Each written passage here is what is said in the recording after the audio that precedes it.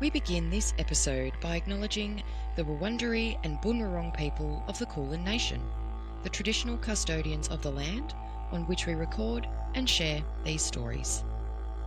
We pay our deepest respects to their elders, past and present, and extend that respect to all First Nations peoples listening or watching today's episode. We honour those who walked before us, their enduring connection to country, and the stories held in land, sky, and spirit. May we listen with openness and learn with humility. We acknowledge that sovereignty was never ceded. This always was and always will be Aboriginal land.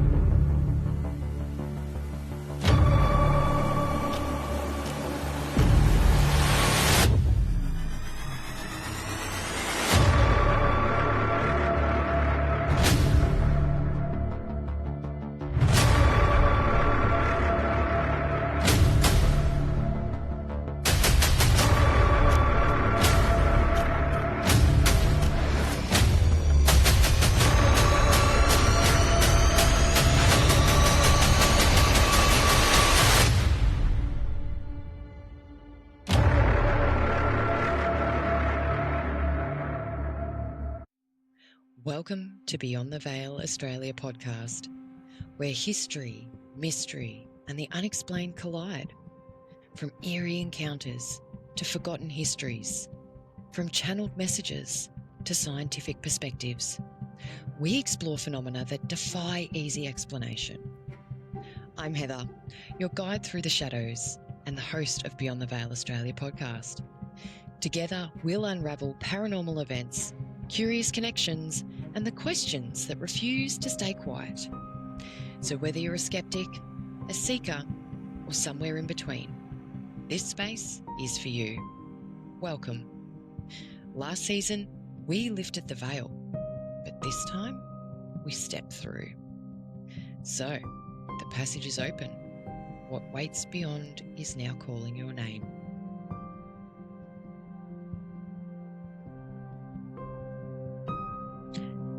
Hello and welcome to Beyond the Veil Australia podcast. Welcome to Beyond the Ward, the investigation episode. I just wanted to take a quick minute to say thank you to everybody that's been supporting this collaboration with Date Night with the Ghost Gang and Aussie Afterlife, and of course Mel from the Q Station. It's honestly been so fun to be able to see so many people have been really intrigued by our experiences at Beechworth Asylum. These episodes, again, I just want to sincerely apologise. These episodes for the investigations do take me quite a bit of time to try and put together because I'm a bit of a perfectionist, so I really like to make sure that everything is perfect. But obviously life has gotten in the way a little bit over the last month and a bit.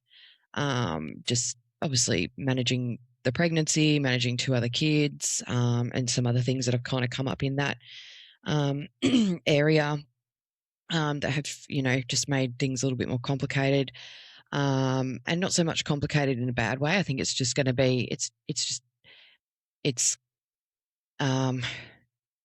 about what I've got to navigate next in my parenthood journey with my 2 boys, and then obviously the navigation of having a third is a little bit overwhelming just because I just don't feel ready. And work has been really, really hard too. We sadly lost somebody quite abruptly and unexpectedly, which has put a bit of strain on the rest of our team. Our team is only a team of 4. And over this past week and this week coming, we will be a team of 2, and then that person will come back and the other person goes on leave. So it's a team of 2 again for another 2 weeks. And as the pregnant lady, it's a little bit more of a struggle when you've got a lot going on outside of work and then adding that in as well. So thank you for your patience with getting these episodes together. there's a lot that has also fed into this that I will touch in the post-investigation episode as well, which what I'm planning to do at this point in time is actually record both pretty much at the same time because they're both ready to go. And then hopefully I can start having potentially having another night or another day where I can actually get the next few episodes recorded and out to you as well. So it's really been a very big, exhausting ride over the last sort of month or so with trying to get everything together and just navigating all of that. I am now officially in my third trimester, so even the body is slowing down a little bit, which also impacts on my energy levels to be able to set the time aside. But even though I only work 4 days a week in my job, the fifth day in that week where everyone else is at work at school is usually my podcast day. But I've just been absolutely exhausted, and I've had a lot of appointments, not just for myself, but for other members of my family as well, that have also chewed into some time that I then lose being able to try and put the episodes together and obviously get them recorded and out, which has made it a tad difficult. I am hoping that once I've got all of these episodes recorded and I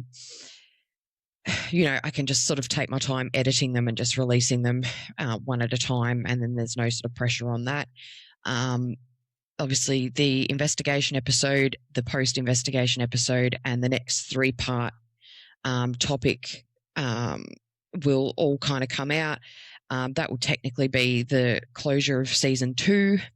And then what my plan is for season 3, I've had a lot of people that have already been on the podcast and people that I've met through my journey that we're really keen on catching up and having some co-hosted kind of discussions about different elements of the paranormal. So I'm sort of hoping that season 3 can be a little bit more focused on sort of the interview style with a few topics or sort of more specific areas of particular topics that we've already covered off on, just because they will be much easier to kind of put together and work around versus the investigation episodes. And obviously I'm not investigating at the moment, being pregnant and running around after other kids. So, that's a next year goal again, is to sort of try and get back out there and do some more investigations and things like that. But there's just been a lot that's been very unexpected and very draining and time consuming that has just eaten into my podcast time, which is very frustrating because I love what I do with this podcast, but I have really, really struggled with time and even energy at this point to be able to try and even be present on socials. I have tried to be as present as I can be. I have found that TikTok, I've been jumping on into a lot of lives with a few of my friends every now and again when I can, which has been fun. It's nice to sort of still feel there's a bit of that connection to the podcast there. It's just been a lot harder to try and do different things and post in different elements of content when I've just been so bombarded and just had no energy. So once again, I just wanted to say a massive thank you to everybody who's supported the podcast so far. Next month, in the month of April, will actually be the first birthday of Beyond the Veil Australia podcast, which is quite scary to think about because it just doesn't feel like I've been doing it for that long. And I can't believe I've got this far. Yes, there's been hiccups along the way, but to have had so much interest and to have built so many connections that, basically a year into having this podcast, that it's there's still heaps of room for different elements and fun things. So yeah, potentially if I can, I'll try and make sure that I'll try and do something for it. Again, I haven't got that far ahead yet because I'm just trying to get these recorded and out to you because I know you've all been hanging for it. Yeah, so once again, thanks for listening. Thank you again for your understanding, and I hope that you enjoy the next installment of Beechworth Asylum, the investigation episode of Beyond the Ward with me. So here we go. We'll stop rambling now so that we can actually get into the whole investigation. Again, I'm coming into this with no anticipation of there being any interruptions or, I think with the pre-investigation episode and even with the Geelong jail ones, I just was like, cool, I've got my story that I want to put together and I'll get it out, and just didn't anticipate the experiences that I had. So once again, I'm not anticipating any of that happening. If it happens, it happens. If it doesn't, it doesn't, and that's fine. I try and come into these and just look at what I've put together, and sometimes I interject with things and sometimes I don't. So I'm curious to see how today's episode goes. So if you're watching on YouTube, hello, you can obviously see me. If you notice anything, I mean, just to the right of me, there is a bit of a black shadow on the wall. That is just me. But if you see something that's not that, then let me know. And for those that are listening on an audio only platform, let me know if you hear anything as well. Sometimes I can pick things up during the editing process and sometimes I don't. So yeah, just keep your eyes and your ears peeled for whatever platform you're tuning in from, and let me know if anything comes up that I may not notice at the time. So here we go. Welcome to the investigation of Beyond the Ward.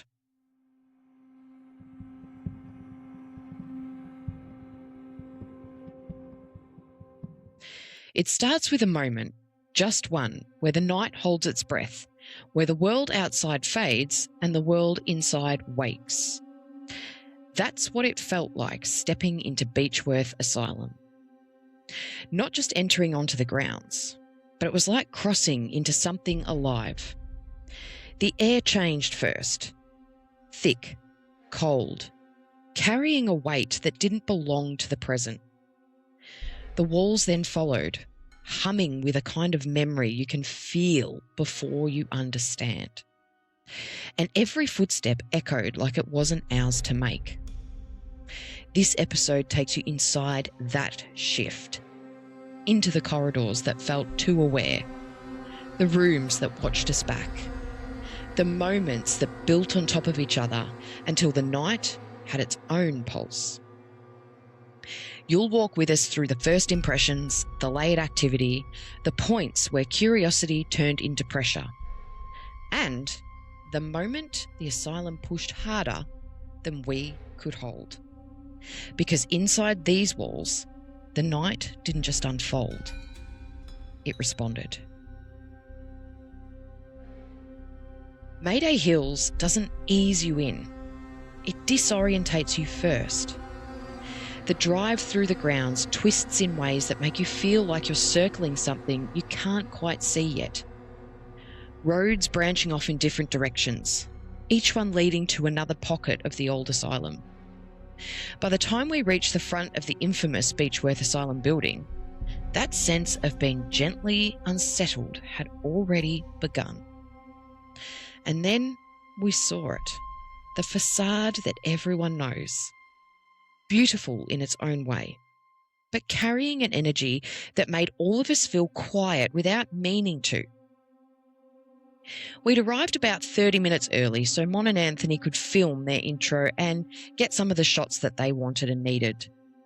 While they were setting up, the air started shifting. It became crisp, colder, the kind of cold that feels like it's coming from the ground rather than just the air around you.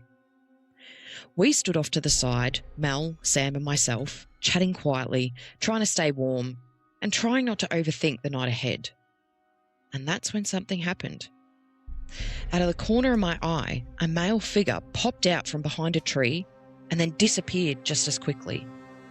There was no sound, no movement of leaves, just a flash form and then nothing. I didn't say anything at first. I wanted to be sure I'd actually seen it. But before I could even process it, I saw Sam had reacted. Not dramatically, just that sharp, instinctive shift in her posture. The kind that you make when you know you're being watched. A few seconds later, I asked her quietly, "Did you see that?" And she had. Mel hadn't, but she was curious, leaning in, wanting to understand what we saw.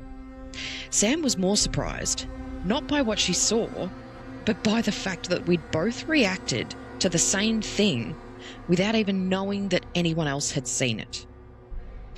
And before we could unpack it, Monique and Anthony called us over to film our guest appearance shots.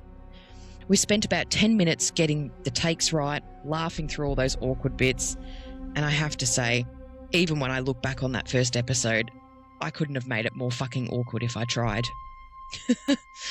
When we finished, we wandered up to the front door of the empty building, and the one that the public can't access. So this part of the building is an old admin building that's now closed off to the public. Even from the outside, it felt like it was holding its breath. We stood there for a while, talking about how different the grounds felt from dusk to night, nervously giggling about what might be waiting for us once we stepped inside the walls of Beechworth Asylum. It wasn't fear. It wasn't excitement. It was this strange, electric in-between, like that moment where the night starts paying attention. Walking up to the entrance felt different this time. We'd already spent nearly an hour on the grounds, letting the cold settle into our jackets, letting the place get used to us. Or maybe letting us get used to it. But standing at the front door, everything shifted again. It wasn't dramatic, it was subtle. It's that kind of shift you only notice because your body reacts before your mind does. The air felt heavier again, like it had been waiting behind the door, and was now pressing gently against us, testing the edges of our presence. Even the quiet changed. Outside, the silence felt open. And in here, it felt contained, like the building was holding its breath the same way that we were. When we walked through the door, the temperature dropped instantly. Not a breeze, not a draft, just a sudden, unmistakable cold that kind of wrapped around our legs and climbed upward as if something inside had reached out to greet us first. Our footsteps, sounded wrong in that moment that we stepped in, a little bit too sharp, a little bit too loud. Echoing down the corridors we couldn't see yet, bouncing off the walls that felt closer than they looked. It was the kind of echo that makes you instinctively slow down, like you're interrupting something. The smell hit next. Old timber, damp stone, and that faint metallic tang old buildings sometimes carry. But underneath it was something else. Not unpleasant at this point, just aged, lived in. Like the building had absorbed every moment that had ever happened inside it, and it was still holding on to them. We stepped into the reception area where we were meeting Linda, our guide for the night. The space opened up into a small museum of sorts, display cases, medical tools from the era, mannequins, and artifacts that felt both fascinating and extremely unsettling. Immediately, to my left, as we walked in the door, stood a large glass case with a male mannequin inside. Old-style patient pyjamas, a dark brown wig, and a blank expression that somehow wasn't blank at all. I didn't stop to study every detail, but the resemblance hit me instantly. The same energy, the same presence as the maniacal man from my visions and my channelings in the pre-investigation work. It sent a cold ripple straight through me. I tried to brush it off, but it just kind of lingered. And I just felt like a little pinch on my shoulder. On my left shoulder, actually. Oh, anyone got salt? I just... Okay, interesting. I have had a bit of an itchy neck on the left side, but not that I would have thought was paranormal by any means, but that just then felt like a little, like kind of like a sharp prick. Like, when, you might have, like, if you've got to have a needle or something, or like an injection, it's that like, it's sort of like cold and hot at the same time with that initial kind of touch. That's kind of what it felt like, but on top of my shoulder, which is a bit strange. But anyway, it could be nothing. It could just be me losing my mind, but I just thought I'd make a mental note of that there in case there was a visual or there was a sound in the mic that I didn't hear. Anyway, we'll keep moving. While Monique and Anthony spoke with Linda about the structure of the night, I wandered through the displays. Sam was looking into another case, so I joined her. There was books, tools, psychiatric equipment, and resources from that era. The moment I leaned in, a sharp pain shot through my left eye, followed by a sudden and snapping headache. Interesting that sensation I had was on my left shoulder, because it's now coming back to me. And even in the pre-investigation episode, I was having issues with my eyes, and in the week or so before I was able to record that, I'd had this unusual swelling in my left eye that, again, when I went to the optometrist, they're like, it's an allergy, but which I thought it was just based on some of the symptoms. But now I just had like a little ache on the left side of my nose, like the sinus area. So that's just interesting. It's interesting. It's always the left. It's always the left, because it was like the left with my left eye. And then that few weeks afterwards, again, this is stuff that I will touch on in the post-investigation episode, but I'm just connecting a couple of things here myself. Is just there seems to be a significance with the left for some reason. Again, I would have to fact check this, but something that had come up in one of the lives that I did, which I think was actually, I ended up jumping into a live with Tim from We're Haunted and Monique from Date Night with the Ghost Gang, literally the night that I'd recorded my pre-investigation episode during the day, and then I jumped into a live with them that night. And one thing that we sort of started talking about was potentially the sensations that I was having, and something to do with the left was it that I was sensing or feeling sensations of what a lobotomy may or may not have felt like in the aftermath. Again, I don't know. I don't know if they had a particular side they went in. That would be something I would actually have to look up, and I'm probably will once I finish recording this, just to look it up. It may not be, but it's just interesting that it just seems to be the left. And there's probably some more significance in that, which we will probably touch on as we get further into this episode. So let's just park that as a mental note there. There's something around the left. At the moment, I don't have any like actual consistent headaches. Just like it's like being just. It's like when you stub your toe, when sometimes you stub it and it's like that initial pain, but it's like delayed and then gone before you can actually like register that it's there, and then all of a sudden it sort of like starts. So it's sort of like it's there, but it's gone. Something about the left. Anyway, we should continue on, otherwise we'll be here for 4 hours. And look, I mean, you guys might like a 4-hour episode, but I obviously don't want to take away too much from post-investigation. It's just little things that I'm picking up now that are starting to like reconnect the dots a little bit between now and even the pre-investigation episode and the things that had happened in the lead up to that. And obviously since then too. So that was just for the listeners at home. I just knocked my mic, so that was me. Anyway, let's keep going. So I was at this point, we were at the case and I'd felt the snapping headache. I stepped back. The pain vanished, like almost instantly. I asked Sam if she felt anything, but she hadn't at that point. But I knew what my body was telling me. Whatever was in that case, it could have been anywhere, was carrying a heavy history. I didn't have time to study the specifics of what was in that case, starting to feel a little pressure in the left side of my head, in my forehead. But from what I could see, it was likely connected to procedures used in the mid-20th century, including those associated with lobotomies. Now, just a little overview about lobotomies. This is, again, a bit of an overview of the actual procedure, not so much the specifics of it. Lobotomies were used as a psychiatric treatment based on the belief that altering certain pathways in the brain could reduce distress or disruptive behaviour.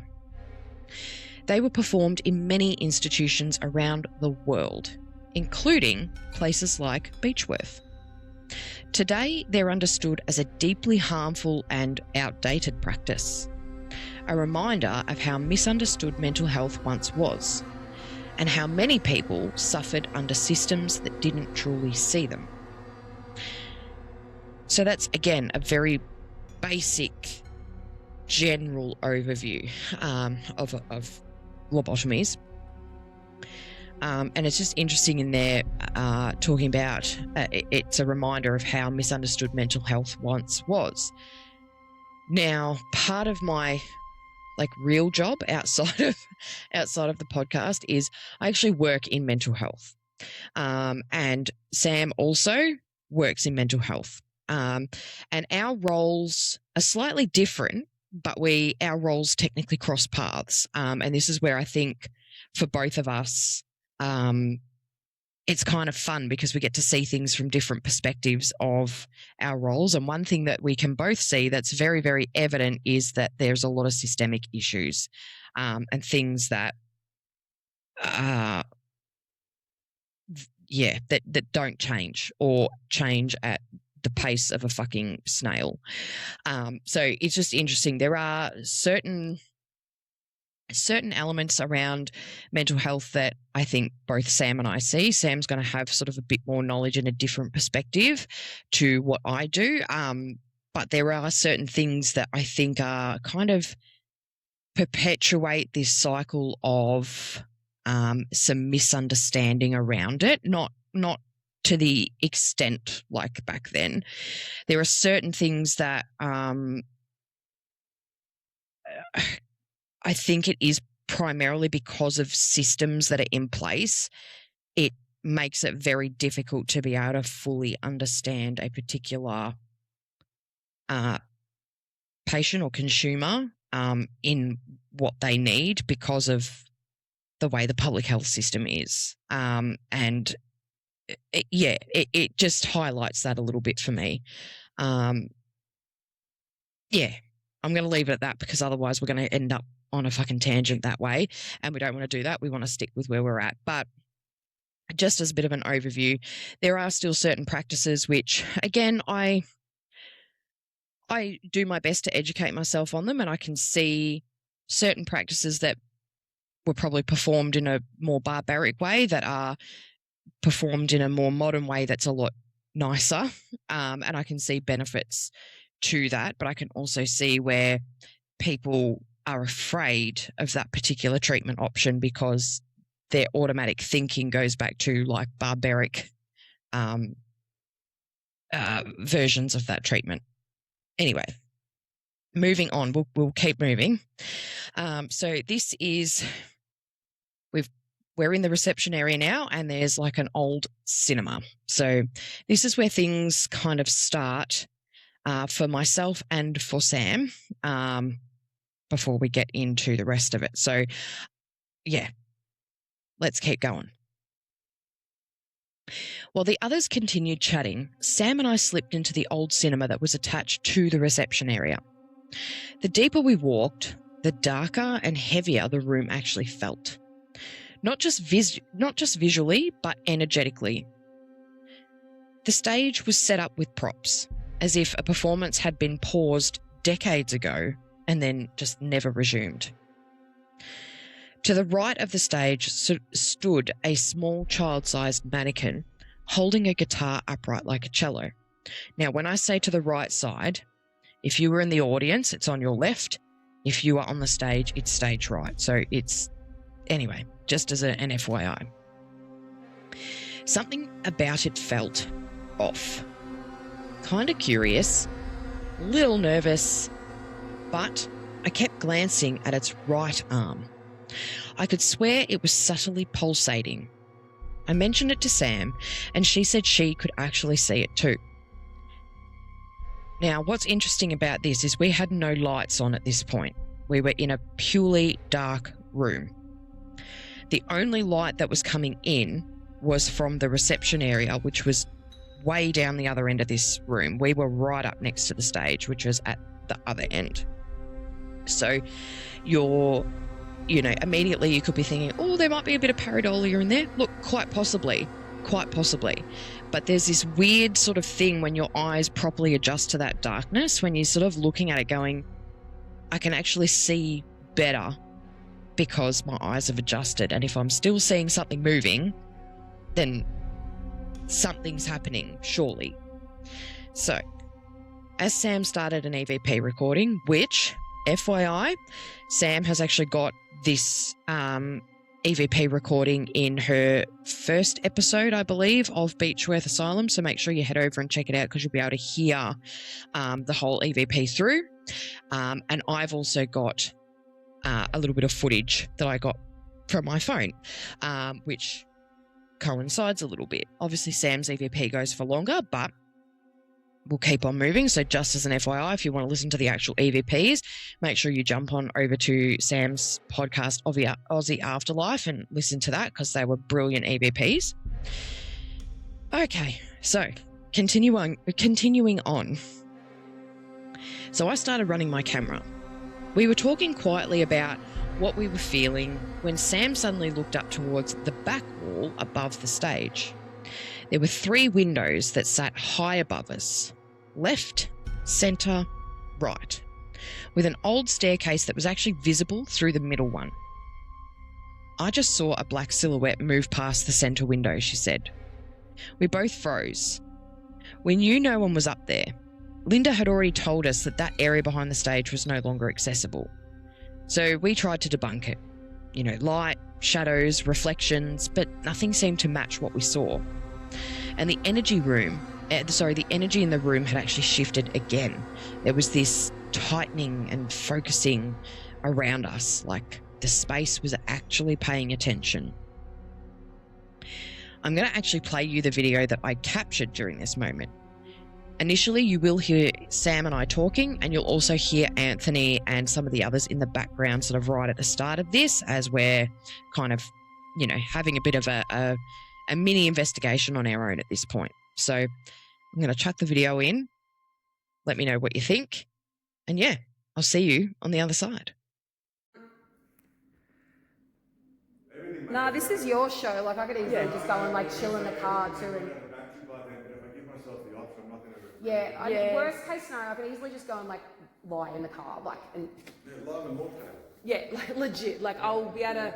I don't want to ruin this for you. Yeah, no, just do what you want to do, and I'll sort myself out. I just got an orb come up in front of my camera, but I cannot see the arms moving now like I could before. And I know it's not that pareidolia thing because you could actually see it pulsating. Can you move your arms for us? I can still see. I can see the hand. Because I'm like,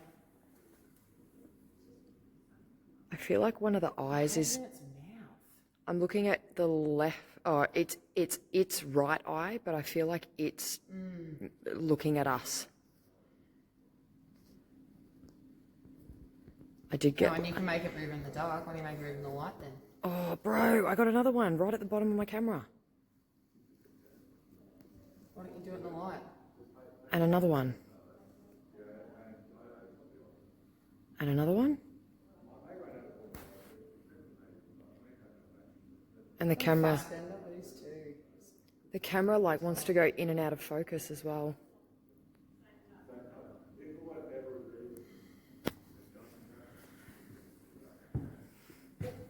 You did see the hand flick for a second then in the light, didn't you? Yeah. I'm actually getting a bit dizzy. I feel a bit sick. Yeah, I think whatever it is that, when We'll I just fuck first... off. Yep. All right, thank you. We don't want to So there you go. What did you all think about that video? I know you probably can't, if you're listening on an audio platform, you obviously can't see it, but you would have obviously heard the audio from it. Yeah, what do you think about the mannequin moving if you're watching on YouTube? Did you see any movement? What did you see? I'm kind of curious to hear what you think about that. So yeah, let me know in the comments. I'm really keen to hear with anything you may have noticed that I may not have noticed, because that's what I like about this is if I pick something up, if I see something, I'm going to kind of call it out. If I don't, it's kind of non-existent to me. But if there's something that you notice, something you can even debunk, let us know, because this is what I love to do with anything that I experience is I like to be able to just kind of put it out there. And you know what? It's okay if it's not paranormal. If someone goes, "Hey, Heather, that's just a fucking whatever," then you're like, cool, actually, yeah, you're right. Like for me, that's the art of the paranormal is it's not just about running around and being a Zach Bagans and making everything a drama. It's about healthy skepticism. Yeah. Let's keep going. After the cinema, after that first rush of something is happening already, Linda gathered us and led us the way towards the first official building of the investigation, Grevillea. Even from the outside, Grevillea felt different from the main reception area, more contained, more self-aware. Like a space that had held too many stories for too long and had learned to keep them close. This was where the night shifted pace. The moment the energy settled around us, signalling that preparation was over and the real experience was about to begin. Grevillea was one of the long-stay residential wards at Beechworth Asylum, a place where patients lived, slept, and moved through the routines that shaped their days. Unlike the more public-facing buildings, Grevillea held the quieter stories, the slow, repetitive rhythms of institutional life, the friendships formed in shared spaces, and the long stretches of time that passed almost unnoticed by the outside world. The wing housed a mix of people over the decades. Some were here because their families didn't know what else to do. Some because society didn't understand how to support them, and others because the system simply had nowhere else to place them. Its layout reflected the priorities of the era. Narrow hallways built for supervision, dormitory-style rooms with little personal space, day rooms where patients spent hours in routine, staff stations positioned for constant observation, small courtyards that offered glimpses of freedom without even granting it. Daily life here was structured and predictable. Meals, medication, rest, repetition. For some, that routine brought comfort, but for others, it became a quiet kind of confinement. Over time, the walls absorbed everything. The conversations, the silences, the frustrations, the small joys, the long nights. Grevillea wasn't a place of dramatic events. It was a place of accumulation, of lives lived in cycles. And yet, for all its history, Grevillea carries something else too. Something harder to name. Locals say the wing holds the soft stories of the asylum, the ones that never made it into the records or reports, the everyday moments, the long silences, and the quiet heartbreaks. The routines that repeated for years until they became a part of the building itself. Some believe Grevillea remembers the people who lived there, not as ghosts or apparitions, but as impressions, emotional fingerprints pressed into the walls. A laugh that seems to echo where no one is standing, a shift in the air when you walk past a doorway, a sense of being gently observed, as if the building is trying to decide whether you're a friend or a stranger. There are stories of footsteps that follow down the hall but never catch up, of rooms that feel warm one moment and cold the next, of a presence that lingers just behind you when you pause too long in the doorway. Nothing dramatic and nothing theatrical, just the quiet weight of a place that held thousands of small human moments and never let them go. People say that Grevillea is the wing that breathes the slowest, the wing that listens, the wing that remembers. Okay.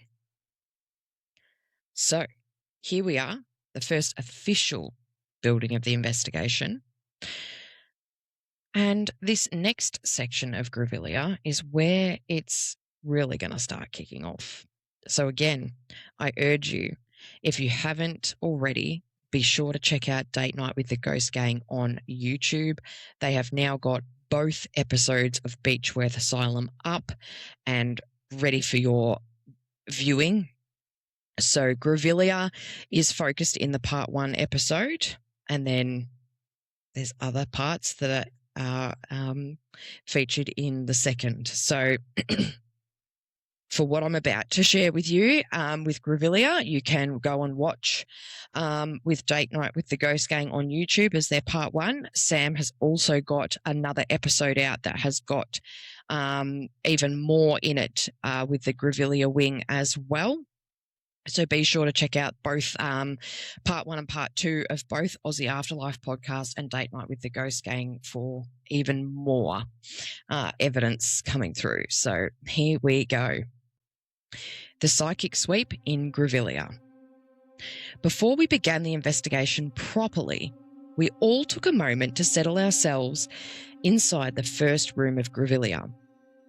Anthony and Monique were checking over the equipment. So their batteries, their audio levels, the camera, making sure that everything was ready to go before we moved any deeper into the building. The rest of us drifted around the space, taking in the room we'd just entered, chatting quietly with Linda about where we could put our bags and our gear down for the night. It was a natural kind of a pause, the kind that happens before the energy of a place is disturbed by movement, questions, or intention. And for me, that's always the moment the psychic sweep begins. Not necessarily with ceremony, but with stillness. With letting the building breathe around us before we even ask anything of it.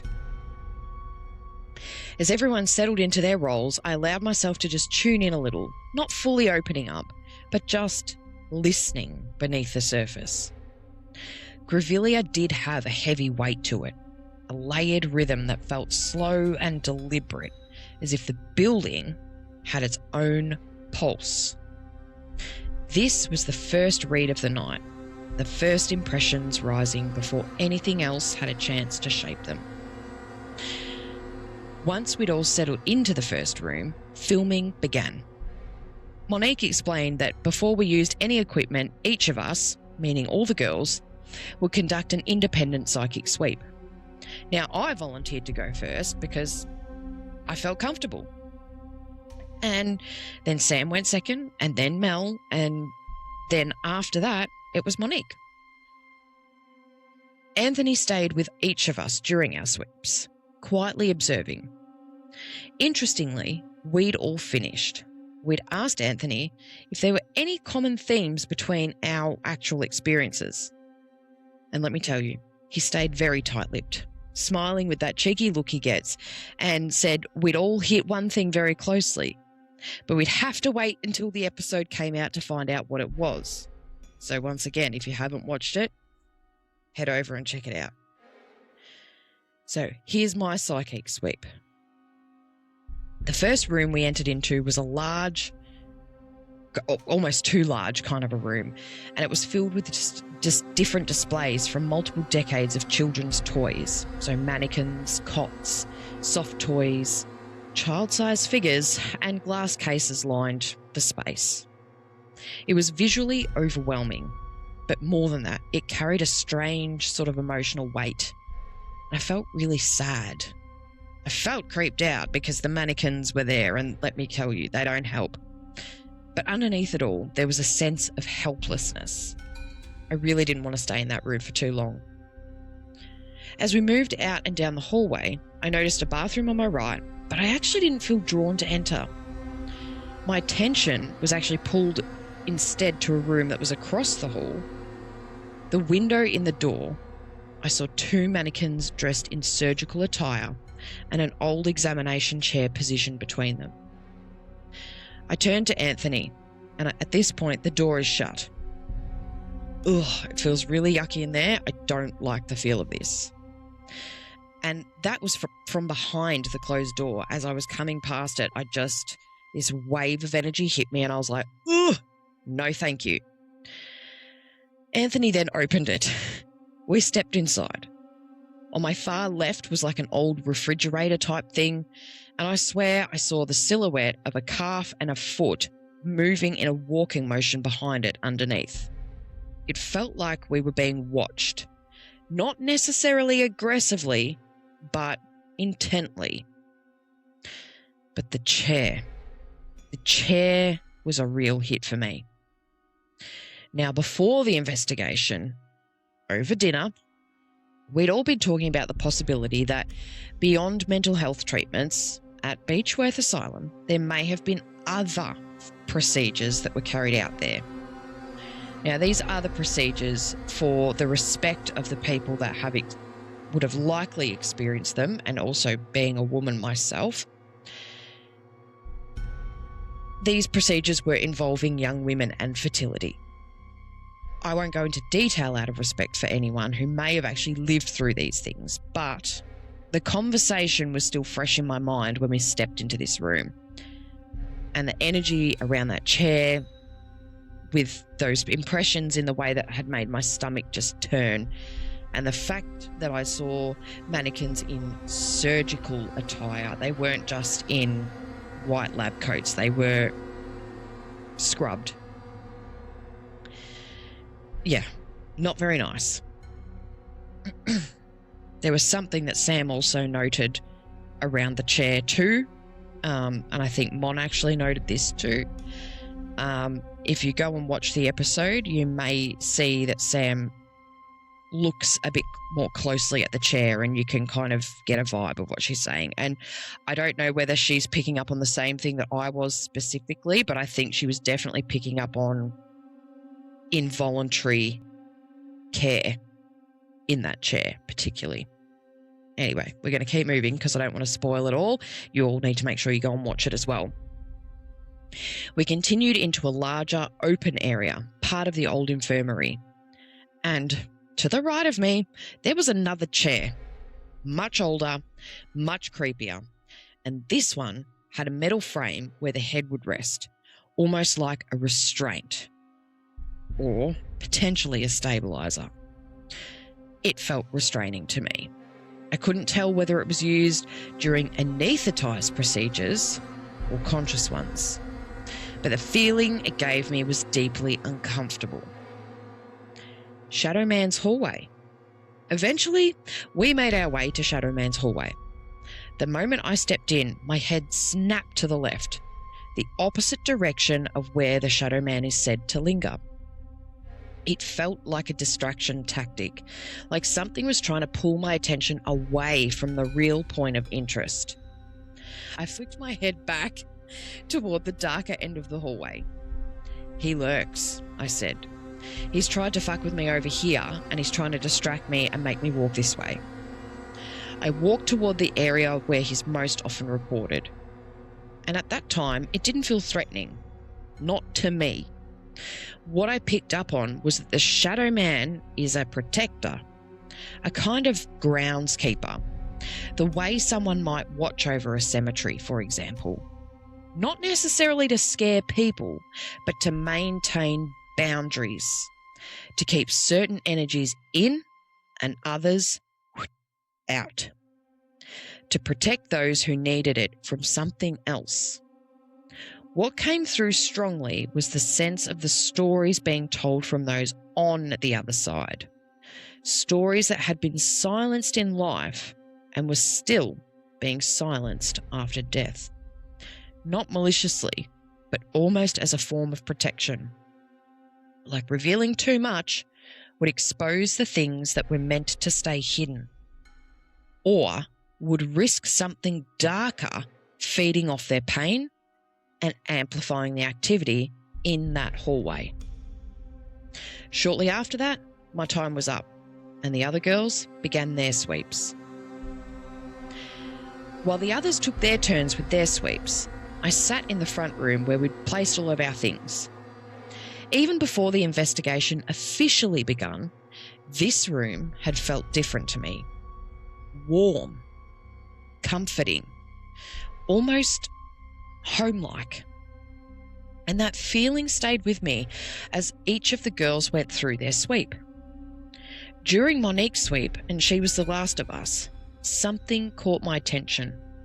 A doorway. It sat directly beside the backside of Shadow Man's hallway, almost tucked into the architecture, and as if it was never going to be noticed straight away. In that doorway, I felt and saw a presence. Not malicious, not heavy, just observing.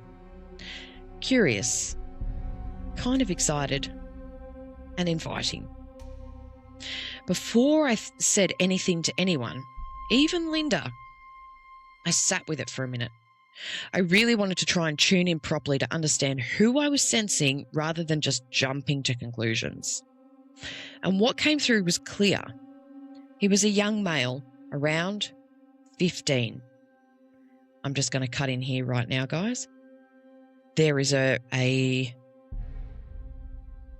the word I'm looking for? There's a reference to the number 15 in one of Sam's episodes, so make sure you pay attention to that. Just saying. He was a young male, around 15. He had Down syndrome, and he loved to help. That was the strongest feeling. This gentle, eager desire to be useful, to support staff, to help fellow patients, to be a part of the rhythm of the place. His energy was kind and warm and genuinely excited to learn who we were and what we were doing there. I could see him lingering in this doorway, almost bouncing on his toes, ready to be involved. I turned to Linda. Are you feeling anything in that doorway by any chance? Because I'm seeing a young male who just loved to help people, like everyone, staff and residents. Almost immediately, a cool motion of air actually moved between Linda and myself. Subtle, but undeniable.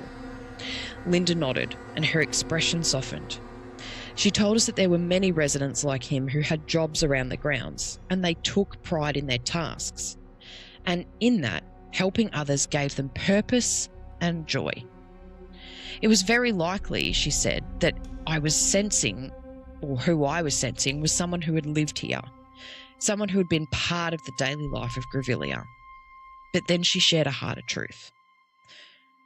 For children or adults with disabilities, especially children, families often didn't know how to support them. Some tried for as long as they could before seeking respite. But respite often became permanent, and they stayed here. Not always out of cruelty, but because the times were different and people were told that this was the best option. It broke our hearts to hear, and yet we understood the context, the era, the limitations of the time, the way families were guided or pressured into decisions they never imagined would be lifelong. Linda shared many heartbreaking stories about Grevillea that night, stories that were difficult to hear, difficult to comprehend, and yet essential to understanding the emotional landscape of that building. And this young boy, his gentle helper, felt like one of those stories, one of the soft ones, one of the ones that linger. And just as I sort of finish that, I can feel goosebumps. I felt them kind of coming and going. You know, I kind of get like the full body chills, and then I kind of settle, and then I kind of keep going, and then I'd feel them again. They just kind of keep coming and going. And I, again, to continue on, Shadow Man's hallway. The hallway feels wrong before we even step into it. Not dangerous, not threatening, just occupied. It's narrow, long, and colder than the rest of the building, but not in the way that makes sense. the cold isn't on my skin. It's like it's behind it, like something is pressing inward instead of outward. We regrouped after the psychic sweep, collecting all of our gear from the front living area. There's a strange quiet between us. Not uncomfortable, just charged, like we're all holding the same unspoken thought. The next part of the investigation is Shadow Man's hallway, and even before we reach it, the energy shifts. The reports about this place are consistent. A tall, dark figure that has been seen by staff and guests. A presence that lingers in a long corridor that runs from the living area all the way down to the old recovery ward. Patient rooms line one side, storage rooms on the other. But the feeling is the same no matter where you stand. You shouldn't be in here. It's not a threat, it's a boundary. We start setting up the equipment. 2 long tripwires stretched across the corridor, 2 REM pods, a music box positioned at the end of the hallway toward the living area, a toy ball placed about mid-hallway, and of course, an EVP recorder.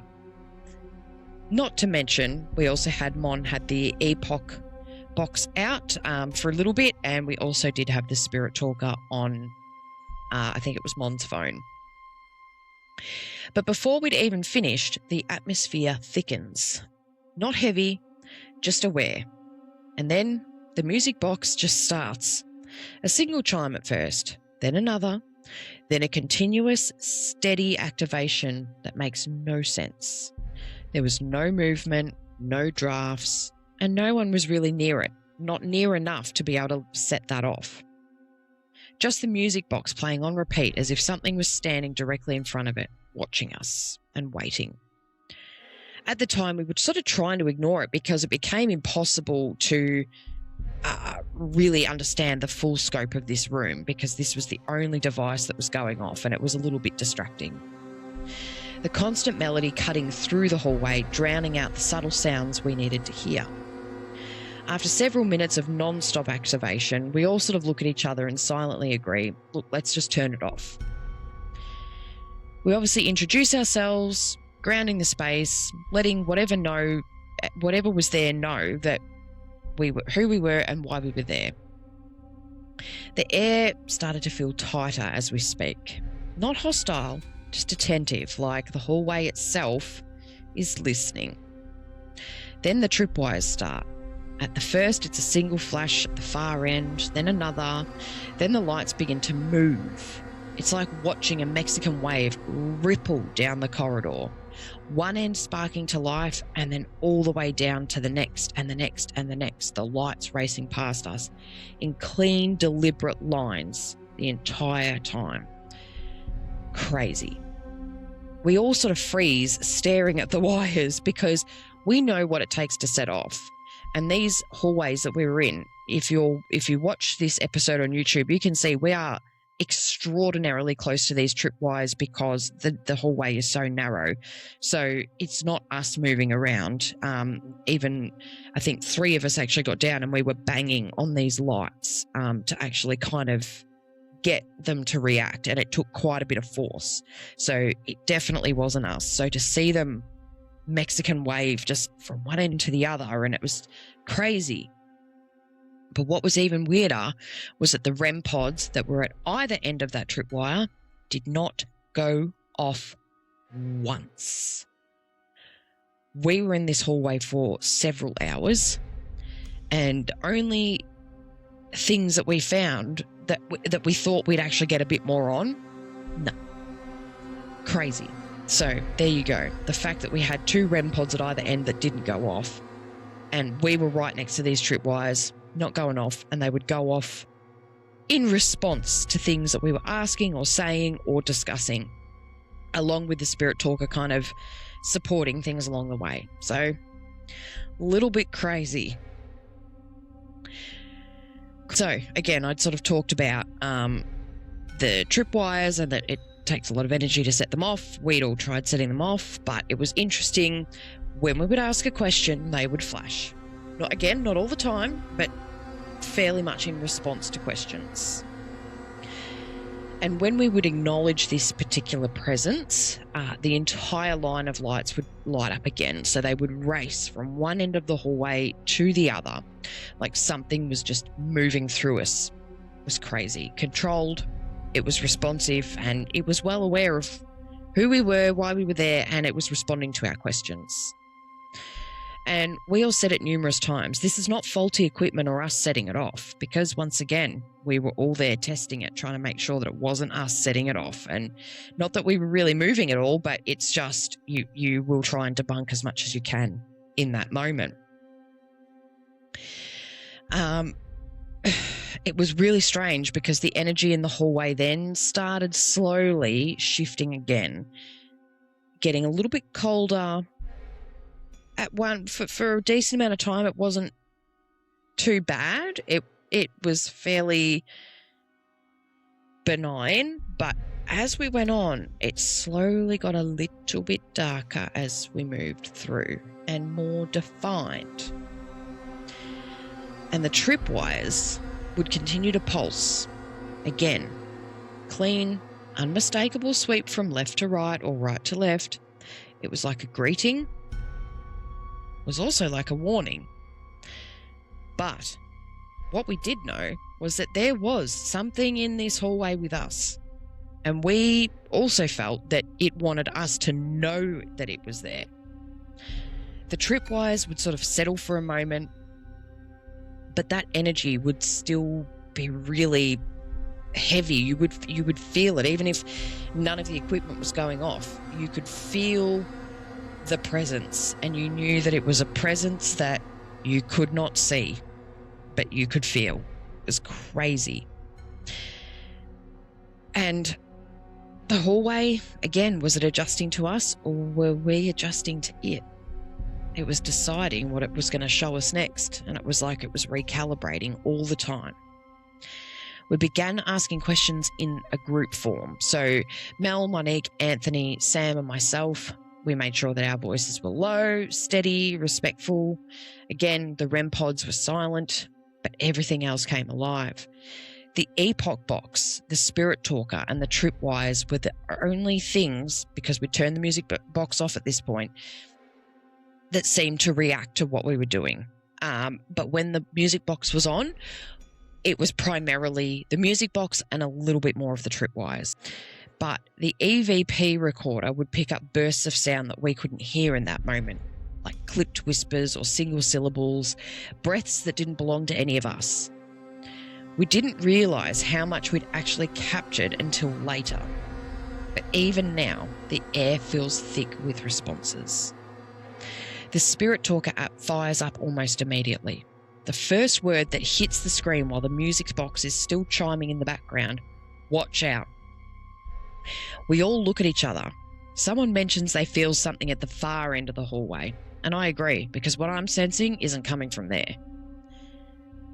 It's something coming from the storage room beside me. A darker, heavier pressure. It was really uncomfortable, dense, and that room felt occupied. But not by the Shadow Man, by something else. On my other side is the small hallway that we walked through to get into this actual hallway. And it was a narrow entryway that suddenly feels a little bit more important, like a point of movement or crossing. And I don't know why, but I feel like I need to stand between those two sections, the storage room door and the entryway. Like that's just where the energy was flowing for me. And at this point, we decided to have silence to see if any of the equipment would continue to go off or to see if we captured any EVPs. And then it starts. Footsteps. Clear, deliberate footsteps coming from the entryway behind us. The one that no one is actually standing in. I signal with a hand gesture, making walking movements with my fingers and mouthing the words, footsteps down there, and pointing to the hallway. Nothing in there. Then the roof erupts.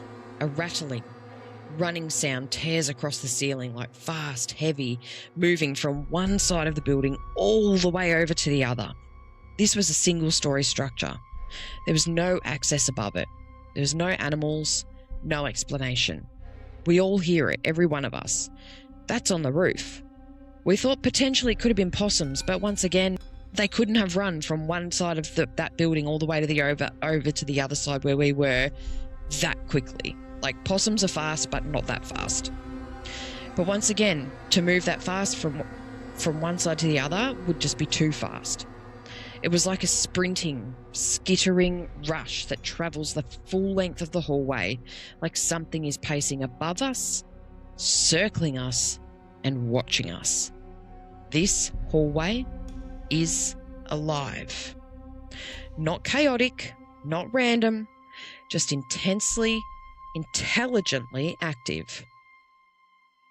Later, our guide would confirm that she heard tapping on the window at the far end of the hallway, the same end where the tripwires kept activating, and the same running sound across the roof that we all heard. But in that moment, all we knew was this: we are not alone in this corridor. Something is moving in here with us. Something is watching us. Something is responding to us. And whatever it is, it's not trying to hide. But the hallway has already proven it can move, respond, and react. But now it begins to speak. We start our first EVP session with Anthony asking a simple question. Can you share your name with us? The recorder is running, the spirit talker is open, the air feels tight and very expectant. Almost suddenly, the spirit talker flashes with the name Sue. Sam's head just snaps up. She's been anxious all day, and the name Sue had been circling her since the moment we arrived. I feel my stomach drop because earlier at the dinner, the same name came through again at that hotel. 3 separate hits, 3 separate locations with the same name. While we were still processing that the EVP recorder captures a series of loud bangs, sounds that we had heard in real time and again on review. Sharp, deliberate, like someone hitting the wall or floor just to get our attention. Just before we end the session, the spirit talker offers one more message. We won't harm you. But when we play that audio back, layered beneath that reassurance is something else entirely. I've got goosebumps shooting down again. A guttural laugh. Low, maniacal, wrong. The sound hits me like a punch because I know that laugh, and it sure as shit ain't the Shadow Man. It's him, the man from my pre-investigation, the one who lurks, the one who watches, the one who enjoys being seen, the maniacal man.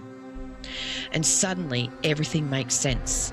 The heaviness in that storage room, the watch out warning, the pressure in the air. There's more than one presence in this hallway. And the Shadow Man, he isn't the threat. He's the protector, the boundary, the one who keeps the darker spirits from silencing the others. We move into EVP session 2. This time, Mel takes the recorder and sits directly in the hotspot at the darker end of the corridor where the energy feels the thickest. She settles in, calm and steady, even though the atmosphere around her feels like it's pressing inward. We sit in silence for 2, maybe 3 minutes. When we review the audio, the responses are immediate. Everyone is dead. I hate you. A deep animalistic growl. We all stare at each other stunned. But the next part is what chills me. During the editing process, I hear it clearly say, and this is where Monique and Anthony had sent this to me before we'd even released anything to say, whoa, this is what we think it says. But what I heard, God. All right, let me start that again. During the editing, I hear it clearly say, Heather. And then it says, Heather, you like it like that. And at the time, what I thought it said was, Heather, do you want to see the boys? Which would have made a bit more sense for the next area that we're about to investigate. Okay, so this is why I was kind of like, I can hear what Mon and Anthony are hearing, but the initial review that I had of that in the editing process, for me, it makes more sense for me based on what comes after Shadow Man's hallway. So, again, everyone will hear something slightly different, but anyway, let's keep it there. Again, EVPs are on the episode, and I'm pretty sure, I think potentially Sam may have got some of these as well, but I can't remember off the top of my head. So definitely check them out. But it creeps me out in a way that I can't quite shake off. More voices then follow. Get him. Hit him. Yeah, do that. How? That was like a conversation between two different entities. Then a cluster of overlapping inaudible voices, like a crowd whispering over itself, before a final chilling declaration, I'm here. Mel had then said she had felt this pressure between her shoulder blades the entire time she was sitting there. And this is the line of the century, Mel, and I'm really sorry to keep doing it because I know it's up everywhere, but Mel had then said, it was really quite unpleasant, very politely. We all, of course, burst into laughter, partly at her politeness for this, but partly at the sheer intensity of what she'd actually endured. Then comes EVP session 3. Monique takes the recorder and sits in the Shadow Man's hallway, the exact spot where the energy feels the most territorial. And she asks the spirit to scream into the device if they hate her being in that area. 5 minutes, silence. Footsteps, whispering. And when the session ends, Sam quietly admits she heard male voices from the same direction. I also nodded because at that exact moment that she heard them, that spirit talker flashed a name. Gregory. We obviously play the audio back. Within seconds of Monique's request, a guttural scream tears through the recorder. Again, we all erupt. Partly excited, partly shocked, and a little bit fearful. As we were reacting, the spirit talker lights up again. You should be scared. We continue reviewing the EVP. Another voice. Get out. And then something none of us expected. Linda, our guide, hears the scream on this EVP when we were reviewing it live all the way from the other end of this corridor in the recover area. She wasn't anywhere near us. She was nowhere near that recorder. But she heard it. Clear as day. Heard this scream. The hallway isn't just active. It's alive. It's layered, intelligent, crowded, and somewhere within it, between the footsteps, the whispers, the warnings, the laughter, the screams, two presences stand out. For me, anyway. The Shadow Man and the Maniacal Man. One watching, one lurking. One protecting, one provoking. And both of them very, very aware of us. So, again, this is where I end Shadow Man's hallway for my episode. But make sure, if you really want to check out the full experience, be sure to head over to, again, I know I've said this a few times, head over and check out Date Night with the Ghost Gang. Both episodes are up now, Shadow Man's hallway and the remaining part of the investigation. And obviously Sam at Aussie Afterlife podcast, she has got some brilliant 2 episodes out with some fabulous EVPs that she's got as well through this process, which is just incredible because, yeah, some of those things that I heard in Sam's EVP, it was like, oh my God, that's right. I forgot about that. Oh my God, I forgot about that. So, yeah, definitely worth checking out both lots because it was insane. And there is so much there that can only be shared to us. I mean, at some point, we can get so much stuff, but you really have to work out how much of this can I actually fit into something. So again, this episode is the investigation one, is going to go much longer because there is still more to come. And I really wanted to keep the investigation as one whole thing. Because I just didn't want to break it up into two parts. I just wanted to keep it together. But hang tight. We're going to take a hot second to have a little interval. I need to quickly grab a drink. I need to get up and stretch. And I will be right back. So.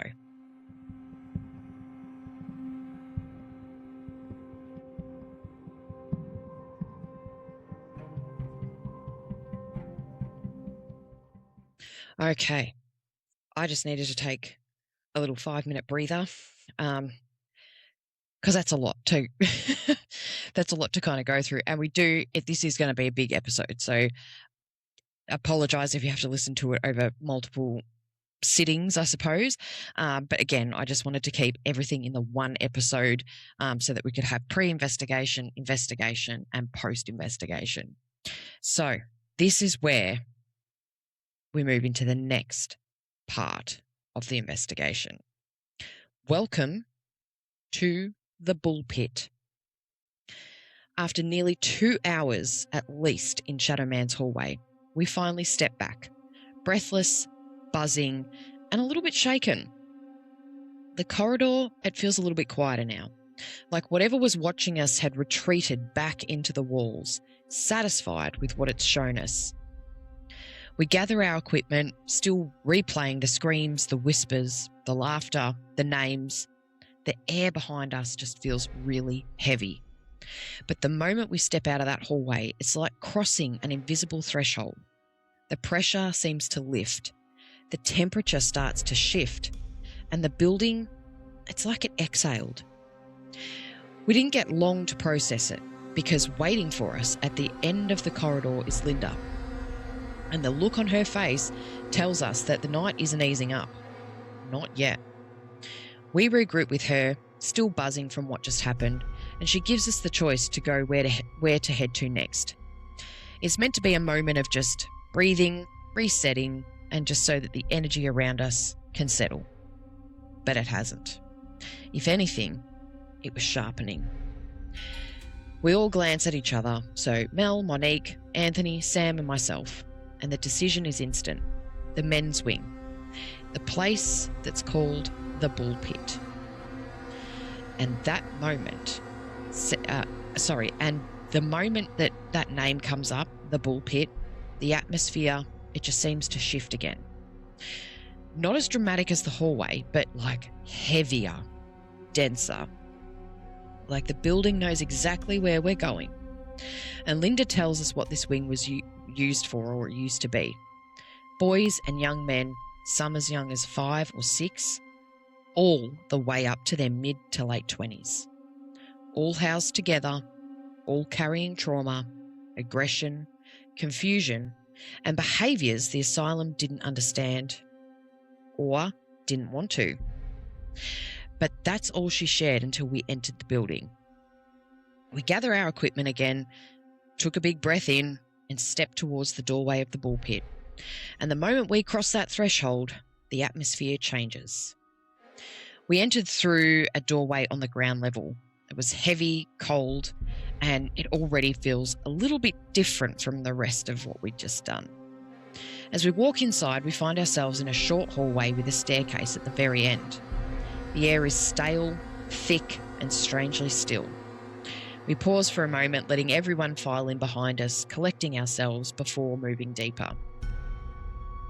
Monique is standing at the base of the stairs and she lets out a little nervous giggle. I don't want to go up first. Can someone else go up first? And I'm standing next to Monique and I can hear the nervousness in her voice. And without hesitation, I step forward and go, yeah, no probs. I'm happy to go up first. Have you got a torch I can use just to see my way up the stairs?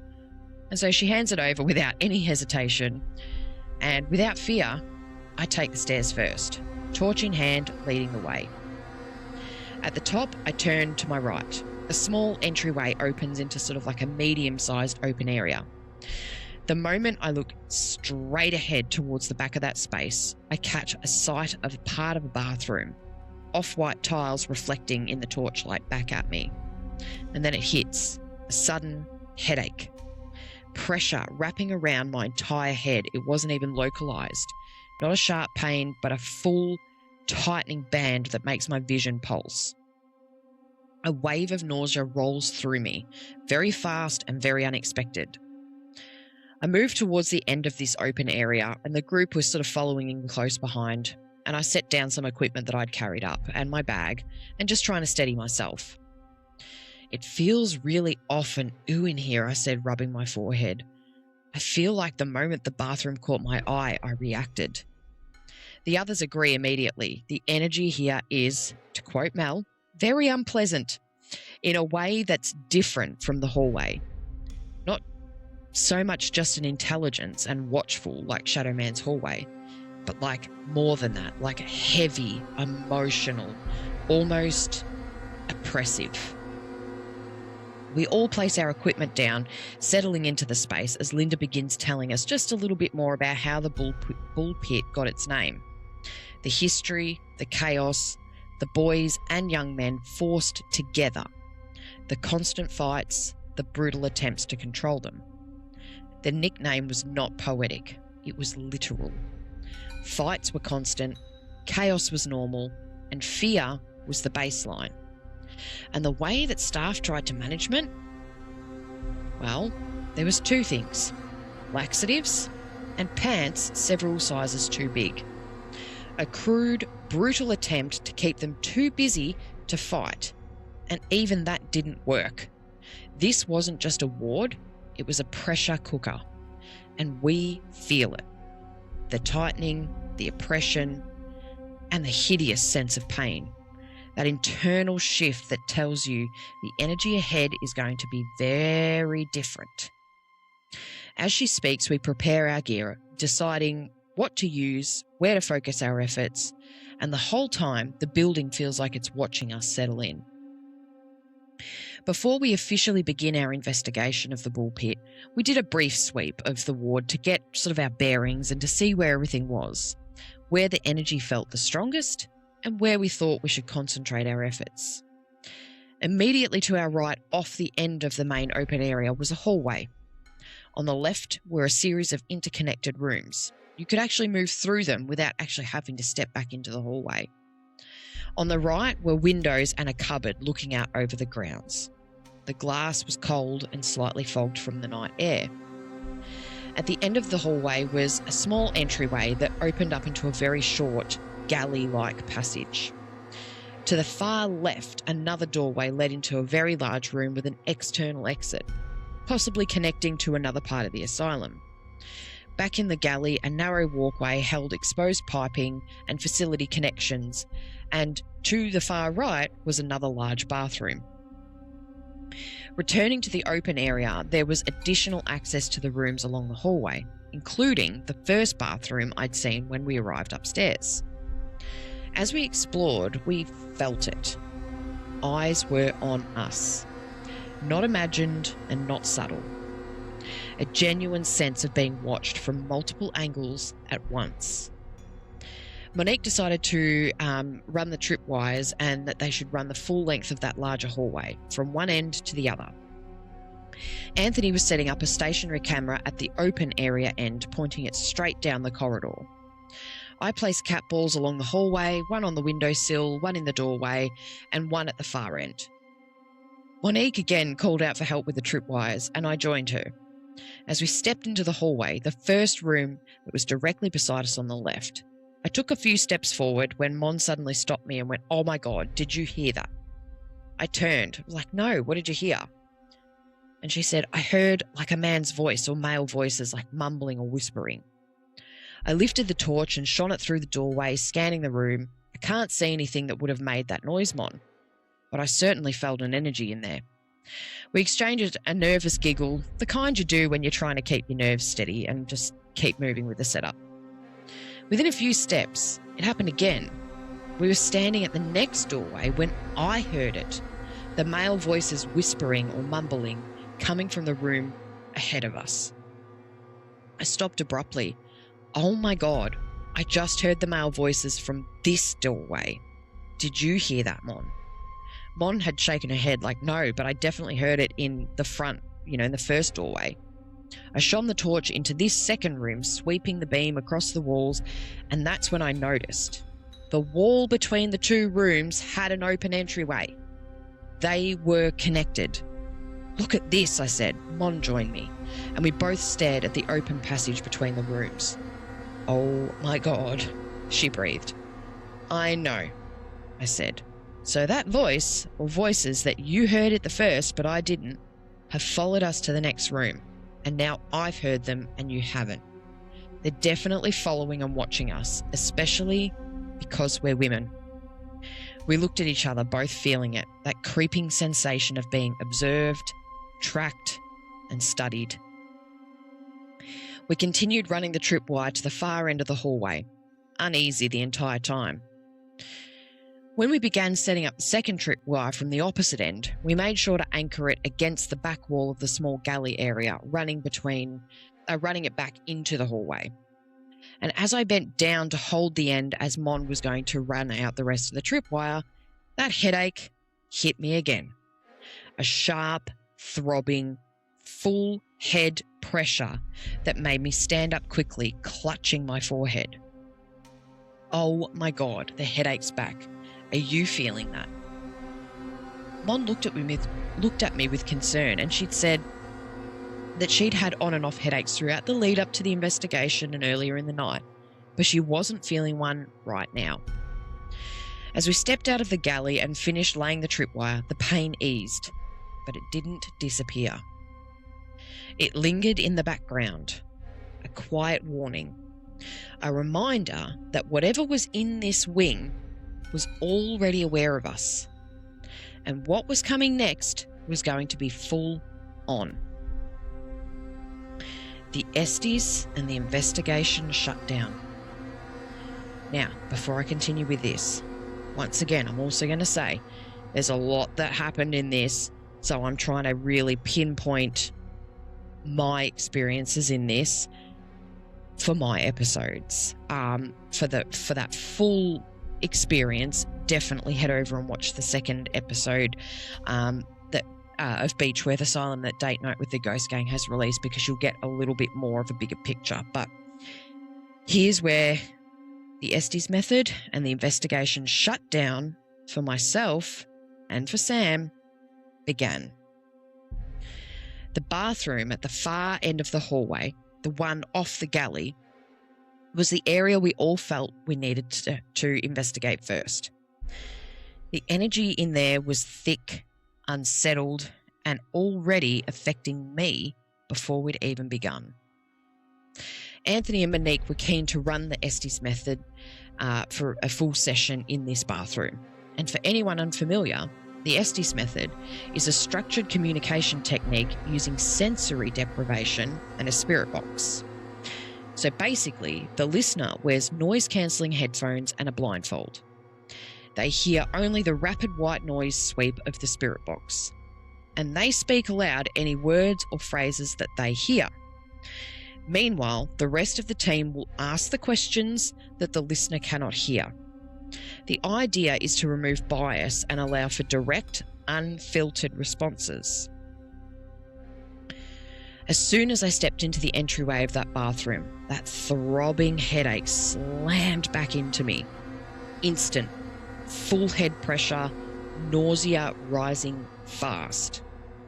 I felt really uneasy, uncomfortable, and absolutely certain that whatever was going to kick off in this part of the investigation, it was going to start here. We looked around to find the best place for the session. And to be honest, I didn't go far into the bathroom because I couldn't. The physical, energetic, and emotional reaction was just too strong. I stayed near the front section, and to my left were 3 to 4 hand basins. This is from the doorway facing in. And to my right, a bathing room with a single bathtub, sectioned off by those half-height walls that don't reach the ceiling or the floor. 2 windows sat above the bathtub, letting in a faint cold glow from the night sky. Monique said she felt this was the right spot for the Estes session. While she and Anthony were discussing the setup, Mel, Sam and I stood in the bathtub room, leaning kind of against the temporary walls, the ones that were basically opposite the basins. Sam was snapping some photos throughout the bathroom. Be sure to check out what her captures are on her socials if they're available at the moment. I can't remember, I haven't seen any, but make sure you keep an eye out because there's some pretty cool photos in there. But my head was still pounding. My stomach was churning, and something in this section felt deeply wrong, which, of course, meant it was the perfect place for this session. Once Mon and Anthony had confirmed that she would be the listener and the rest of us moved out of the bathtub room and back into the basin area. And then the session began. Anthony and Mel started asking questions. The responses started coming through almost immediately, like within minutes. And then I felt myself unraveling. I have to step out of this bathroom, I said. It's really affecting me in here. I didn't actually leave the area. I literally just took one step outside the doorway. From the bathroom side of the entryway into that galley area. One single step. Suddenly, Mon's voice came through the Estes method. Don't go, come back. Anthony and Mel both reacted instantly. Who just left the room? I remember a response coming through, but I can't recall what it said. I felt too off, too overwhelmed to actually comprehend what was said. I just have to say, I just blinked and my vision went blurred, like full on blurred for 1 second then, and then as I blinked again, it came back. Just saying that straight off the bat, weird. And it's not a blurred vision that I've had before. It was literally like, it's like, if anybody uses like Zoom or Microsoft Teams or something and you can blur your background, it was like the most intensive blurred background, but it was like all my vision in one blink and then it came back, which is strange. I'm not having any other sensations at the moment, but I just found that really odd because that's never happened to me before. And it was both eyes, not one. Just throwing that out there as a bit of a disclaimer. But anyway, we're going to keep moving. I remember a response coming through, but I can't recall what it said because I felt too off and too overwhelmed. But the moment I stepped outside that bathroom entryway, the headache and the nausea eased. Not gone, but eased. 5 minutes later, I tried again. I stepped back through the entryway and bang, the headache and the nausea hit with full force. I have to stay out of the bathroom for this, I said. It's really not liking me in there. I stepped out again. This time the pain did not ease. I slid down the wall and sat on the cold floor just past the entryway, looking into the bathroom. To my left was the doorway into the main hallway. The pain dulled slightly, but was still very present, like a warning. I remember thinking, what the hell is going on in there to affect me this much? And while I sat there, the tripwire that was literally right beside me was going off at random intervals. Everyone else was in that bathroom. No one was near it. No one was moving. It was responding to something unseen. I should have been nervous. I should have been scared. I should have been excited. But the pain and the nausea that I was experiencing was so overwhelming, I actually barely cared that the tripwire was going off next to me. I'd almost look at it and be like, that's nice, because I was so consumed by this pain. A few minutes later, Sam came out of the bathroom and sat on the other side of the main hallway door. The tripwire is now running between us. I can't be in there and listen to what's being said, she'd said to me. I looked at her. It's a perpetrator storytelling session in there, isn't it? I said. Yep, she said. and I'm not giving them any airtime. You and I don't stand for amplifying or giving space to perpetrators. That's not our vibe. I can't listen to what's being shared anymore, Sam said. And I nodded. Yeah, exactly. We had this happen in our own interviews, victims trying to speak and perpetrators trying to hijack the narrative. We shut them down then, and we'll shut them down now. You and I are mothers of young boys, and we've both been voiceless before. We don't tolerate this bullshit. As we talked, that tripwire kept going off. It was almost as if it was in response to our conversation. We were sort of excited, but also so drained and just too sick to fully react. Anthony came over to check on us. He asked if we were okay. We told him that the bathroom wasn't a place that we could actually be, not with the energy in there, not with the narrative coming through in that Estes method. Sam added, both Heather and I are really extremely sensitive, and they know that. They'll do whatever they can to get us out so they can keep talking. We're trying to connect with the victims. Anthony was kind, empathetic, and reassured us that we could step out whenever we needed. And then he returned to the session. After what felt like an eternity, it was probably only 10 minutes, but we knew at that point we had to remove ourselves from this area. The others were getting a lot, and we didn't want to interrupt or stop the evidence. We made our way back to the main area where Linda was sitting. She told us almost immediately after we'd entered that bathroom, those tripwires started going off. But we were so exhausted. We were excited, but just too exhausted to really take it in.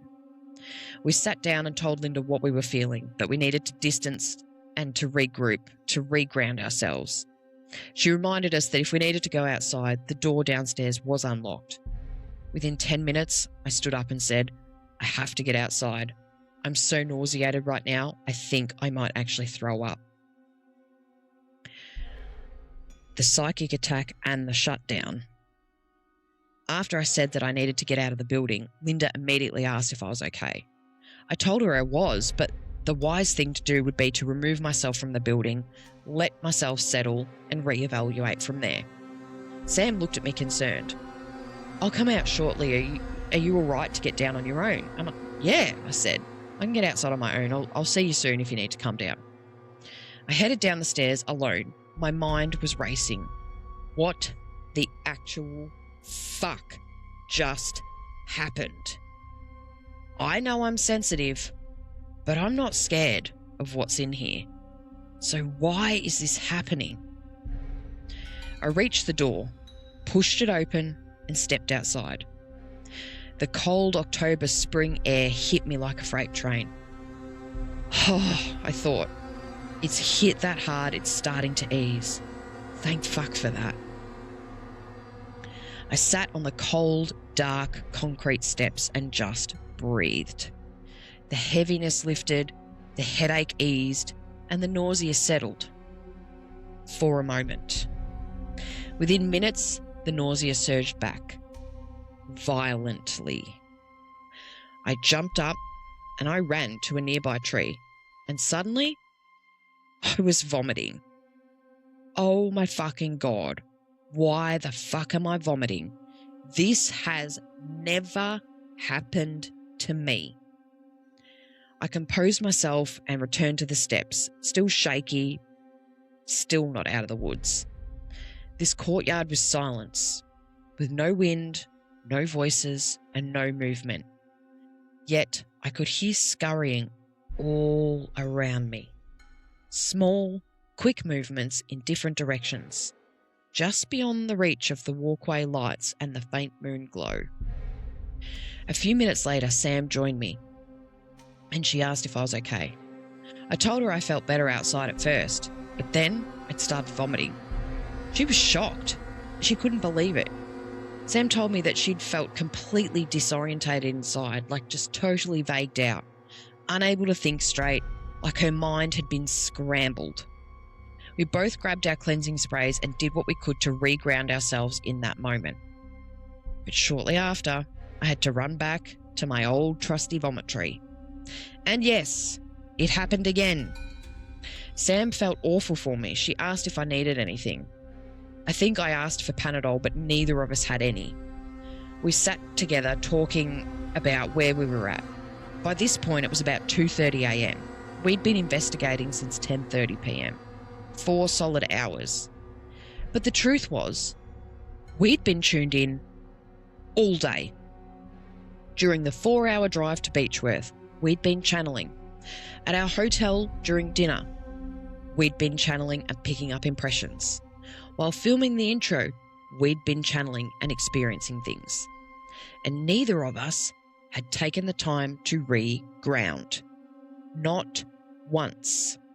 Not in 14 hours. And we both knew better. We both knew how sensitive we are. And we both knew we should have taken a few minutes between each experience to switch off and reset. We also knew that what we'd experienced in the bull pit wasn't just about us not regrounding. It was a way to silence us, to remove us from that investigation, because we would learn the truth and we would expose the perpetrators for their actions. We don't tolerate it nor give it any airtime. We would challenge it and stand up for those victims and amplify their voices. The perpetrators would not want that. So how do you remove someone who isn't scared of you? You make them sick. You drive them through other means to get them out. Shortly after, the rest of the team came out to check on us. They'd finished upstairs.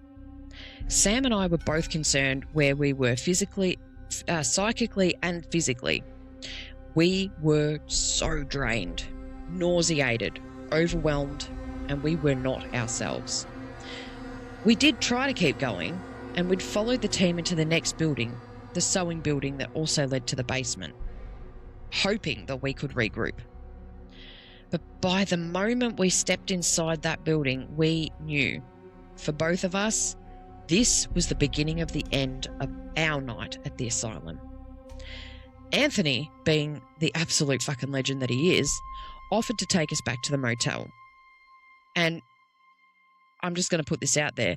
When we actually got to the motel, like prior to all the investigations, one thing that Monique had said to both Sam and I was, oh, you know, the hotel person had said, whatever you do when you get back, just make sure you get out of your car and you just go straight to your rooms. And we were like, why? Thinking something paranormal. But at the time, there was a lot of concern around a particular person who was on the run from police, who they still haven't found yet, who had been sighted in the Beechworth area. And so Sam and I, at one point, we were like, oh, you know, we feel really bad. We're so unwell. We can't ask them to drop us back because we'd only taken one car from the motel to the asylum. We were like, we can't ask them to, you know, they really want to get this investigation done. Maybe we should walk back. And then suddenly we realized we could also end up murdered and then be haunting this area ourselves. Probably not a good idea. Mind you, it would probably ease the pain and suffering that we're already experiencing. And to which Sam and I both, I think, went, probably shouldn't walk back. I mean, it's not that far, but it's far enough that, you know, if you ran into old mate, you probably wouldn't stand a chance. So Anthony was like, no, you're not walking back, blah, blah, blah.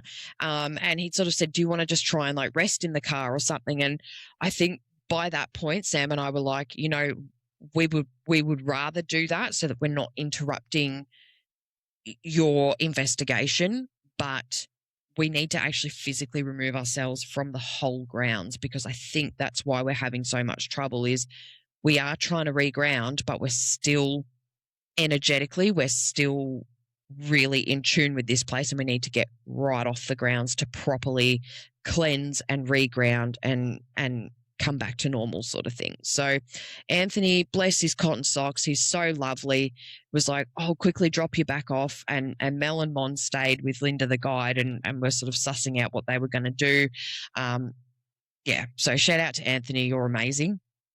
But yeah, so we felt really terrible for tapping out, and part of us were, like, I know Sarah sort of said it, and like, God bless her, she's like, I just felt like such a bitch tapping out, and it's one of those things where you're like, I'm not actually afraid of what's going on here, but the fact that I have been so horrendously and physically impacted tells me that they can't scare you out, and you're a threat to them. So what have they got to do to try and get you out? So even though there's that part of me that feels really shitty and embarrassed because I couldn't stay for the whole investigation, that other part of me that knows my connection and knows a bit more about what was going on with these energies, in my experience, was they're trying to say, well, you're a threat and you need to fuck off, because we've got people who are willing to listen, and we're going to tell our story. And if you're here, you're going to stop that. So on your horse, fuck off. So, I know that Sam is very much the same, And yes, we hadn't taken opportunities to reground, and we probably should have. But I don't think we realized how tuned into the area we had been over such a big part of that day. I don't think we thought about it. I think we were kind of like, yeah, cool, we're having dinner, and like, yes, we're picking things up, but didn't think we were locked in as much. So yeah, I guess you would say lesson learned, but I don't even really like using that saying, because I don't feel that it was a lesson that needed to be learned. I think it was just literally that, we we could have gone somewhere else and not had that same experience. Do you know what I mean? Like, it's not to say that that's not a contributing factor, but I also think that it's like, well, okay, there are probably certain places where you really need to be. Any opportunity you've got, you reground. And I've been one of those people that for a very long time I was very hesitant to go to asylums, because I experience poor mental health at the best of times. I also now work in mental health, and part of my role in what I do in my profession is advocacy for people on compulsory treatment. And it's about having people have their rights heard. Yes, it doesn't change necessarily that the fact that they may or may not have mental illness, but if it can make their experience on compulsory treatment more aligned with what their care preferences are, that are still manageable by a treating team, then yes, that's, and I think potentially some of these people, particularly those that were children, their rights had been violated from the minute they walked in that door. So, I think not only with just the sensitivity that myself and that Sam have, but both of our roles are already based in care settings of mental health. So I think on that level as well, there's another level of connection for me in my profession, in my paranormal psychic connectability, and even just in my own personal experience of having ill mental health at the best of times. So I've always been hesitant to go to asylums for that reason. And I challenged myself. I really was like, I don't know, when the invitation was opened up. But the more I thought about it, the more I went, number one, you need to challenge yourself. Number two, you're with people that you know and trust who will look after you. And they did, and not saying that I'm glad that Sam experienced things too, but it's more, I'm glad that for both her and I, with how similar we are in a lot of different ways, that it wasn't just one person experiencing the whole brunt of it. We both had a shared experience there that was like, this is probably more connected than just one thing. And so, yeah, I wouldn't necessarily go out of my way to go to asylums, but yeah, I think I challenge myself, and I think, at a later date, when I'm in a different position, I would like to be able to go back and try again. But again, it's something that will take a lot of time for me to prepare for, I think. And I think Sam and I had this conversation a little bit too.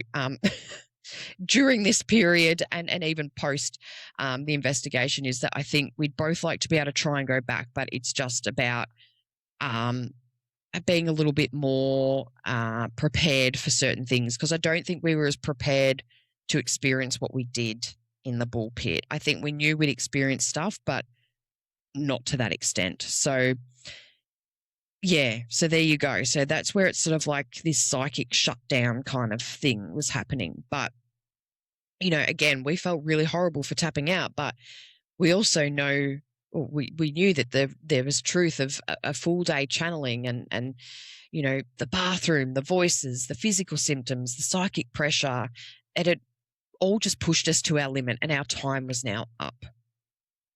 So there you go. Beechworth was unlike anything we've experienced before. Shadow Man's hallway had pushed us, and the bull pit broke us open. And that bathroom, well, that space made its intentions very clear. For some of us, the night had ended in ways we did not expect, physically, emotionally, psychically, and mentally. And for others, the investigation continued long after we stepped outside. But that's the thing about places like this. They don't care how prepared you think you are. They don't care how grounded, protected, or experienced you might actually be. When a building wants to show you something, it will. In this investigation, we witnessed intelligent activity, emotional manipulation, which, in Shadow Man's hallway, one of the words that came up on the Spirit Talker was manipulation. Just throwing that out there. Physical symptoms and a level of energetic pressure that forced two of us to tap out early. Not from fear, but from sheer overwhelm. And that's important to say out loud, because paranormal investigation isn't about being brave. It's about being honest. Honest with the energy. Honest with the environment. And honest with yourself. So, as we wrap up this investigation, we leave the bull pit with more questions than answers, and with a deeper respect for the history, the trauma, and the people, living and dead, who still echo through these walls. This was Beechworth Asylum, and this was the night that pushed us to our limits. But the story doesn't end when we walk out of the building, because what happened after the shutdown, what surfaced in the hours, days, weeks, and even months that came next, that's a different kind of haunting. In our post-investigation episode, I'm going to take you through these moments, the moments of realization and dots connecting, and some of the eerie and creepy things that occurred long after we left the gates of Beechworth Asylum. What stayed with us, what stories unfolded, and what experiences we had shared after the investigation. So, join me in the post-investigation episode as I unpack the night that didn't end when cameras stopped rolling. Once again, I want to say a massive, massive thank you to everybody who listens and watches on all podcast platforms and YouTube. I really appreciate your patience with getting this out, but as you can tell, with how much happened in this investigation, just with what I've shared in this episode, there's still a lot more that happened, but I can only narrow it down to a certain point. But yeah, I hope you've really enjoyed this episode. I really look forward to taking you into the post-investigation episode as well to kind of, again, I kind of gave a couple of hints there throughout this episode and throughout pre-investigation about some of the things that connected and how they're relevant post-investigation. But before I leave you on that note, I just want to say, if you really enjoy the podcast, please give it a like and a comment, and please subscribe to the channel on YouTube if you've really enjoyed it. If you're listening on an audio platform, if you could please leave a comment or a review, that would be really, really greatly appreciated, as it helps this little podcast get boosted to the same people that just are enthusiasts for the paranormal. So Again, thank you all so much for your patience, your time, and your support. It is always appreciated, and I look forward to taking you into the post-investigation. But for now, stay curious, stay grounded, and always expect the unexpected. Bye for now.